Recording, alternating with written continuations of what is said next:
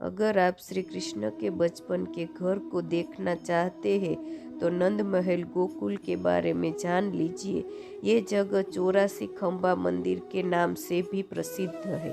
गोकुल की गलियों में श्री कृष्ण खेलते थे, माखन चुराते थे, गोपियों को परेशान करते थे और उनकी मटकी तोड़ देते थे। ऐसे किस्से हम बचपन से ही सुनते आ रहे हैं। श्री कृष्ण से जुड़ी कथाओं को हिंदू धर्म में बहुत महत्व दिया जाता है। जहाँ भी श्री कृष्ण से जुड़े मंदिरों की बात आती है तो मथुरा का द्वारकाधीश मंदिर और वृंदावन का बांके बिहारी मंदिर सबसे ऊपर आता है। लेकिन क्या आप जानते हैं कि श्री कृष्ण के बचपन से जुड़ा एक मंदिर बहुत प्रसिद्ध है और ये है गोकुल का नंद भवन मंदिर, जिसे 84 खंभा मंदिर भी कहा जाता है। गोकुल का ये प्रसिद्ध श्री कृष्ण मंदिर कई टूरिस्ट और श्रद्धालुओं के अपनी ओर आकर्षित करता है। जिस तरह मथुरा के द्वारकाधीश मंदिर और वृंदावन के बांके बिहारी मंदिर में जाने के लिए तंग गलियों से गुजरना पड़ता है, उसी तरह गोकुल के इस मंदिर का रास्ता भी है। इस मंदिर के पास एक यशोदा भवन भी है। माना जाता है कि इस भवन में बलराम के जन्म के बाद यशोदा कुछ समय के लिए रही थी। मान्यता है कि इस मंदिर में भगवान श्री कृष्ण का बचपन बीता था। नंद बाबा और माँ यशोदा के साथ श्री कृष्ण इसी घर में रहा करते थे। जब वासुदेव और देवकी को कंस ने बंदी बना लिया था, इस मंदिर में कृष्ण का बाल रूप मौजूद है। यहाँ कई मूर्तियाँ रखी हुई है, जिनमें से एक मूर्ति के बारे में ये कहा जाता है कि वो जमीन से अपने आप निकली थी।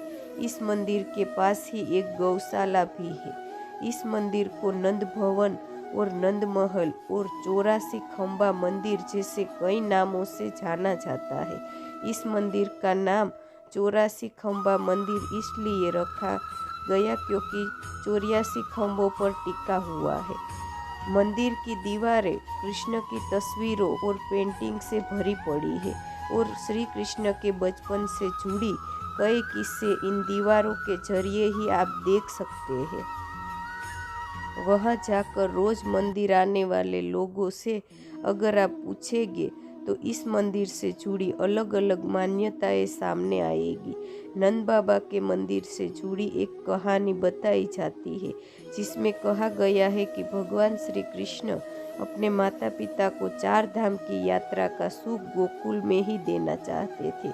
इसलिए उन्होंने भगवान विश्वकर्मा से कहा था कि वो उनके घर में 84 खंभे लगा दे। इस पर विश्वकर्मा जी ने कहा था कि इन खंभों पर कलयुग में कोई गिन नहीं पाएगा।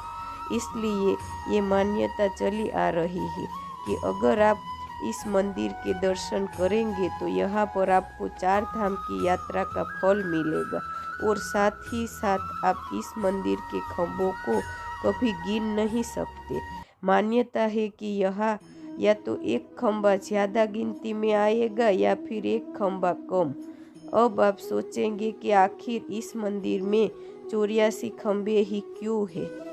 इसका जवाब भी पौराणिक कथाओं में मिलता है, जो इस स्थापना के बारे में बताती है। मान्यता के अनुसार हिंदू धर्म में 84 लाख वर्णों का जिक्र है, जिनसे होकर मनुष्य को रूप मिलता है। इसलिए इस मंदिर में 84 खंभे लगाए गए हैं। ये 84 खंभे संसार में मौजूद जीवन के बारे में बताते हैं। गोकुल अगर आप जा रहे हैं तो एक बात का ध्यान रखना बहुत जरूरी है। यहाँ पर आपको कई गाइड, फर्जी पंडित आदि मिल जाएंगे जो ये दावा करेंगे कि ये आपको पूरा गोकुल ठीक से घुमा देंगे, लेकिन ऐसा नहीं है। ये बस एक इंसान से दूसरे इंसान तक आपको लेकर जाएंगे और हर किसी को आपको पैसे देने होंगे। अगर आप पैसे नहीं देते हैं तो वो झगड़ा करने की कोशिश भी करेंगे। ऐसे टूरिस्ट ट्रैप से हमेशा बचकर रहे। गोकुल बड़ा शहर नहीं है और इसलिए आपको ऐसी किसी गाइडलाइन की ज़रूर नहीं है। आप पूरी सावधानी से जांच पड़ताल के बाद खुद ही इसे घूम सकते हैं। ऐसे ही सतर्कता मथुरा और वृंदावन घूमने के समय भी बरते। अगर आपको ये कथा पसंद आई हो तो इसे लाइक और शेयर ज़रूर करें। ऐसे ही अन्य कथा सुनने के लिए हमारी चैनल को सब्सक्राइब करें। जय श्री कृष्ण।